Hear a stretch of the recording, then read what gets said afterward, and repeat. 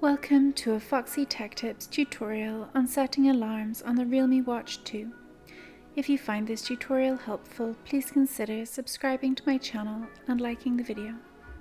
Press the side button to wake the watch's screen, then swipe up from the bottom of the screen to open the app menu. Scroll down the menu and tap Alarms.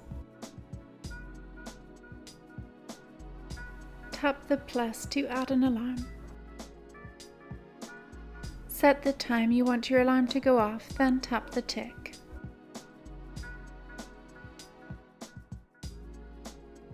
Your alarm is now created. You can tap on it to edit it. You can edit the time, choose which days it goes off if you would like it to repeat, and whether snooze is enabled.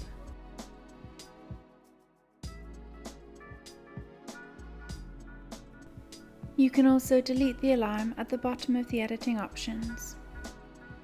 You can use the toggle to the right of the alarm to enable and disable it.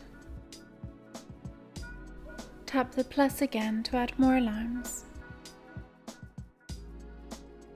And that draws an end to this tutorial. Please like the video if you found it helpful and subscribe to Foxy Tech Tips for more Realme Watch tips and tricks.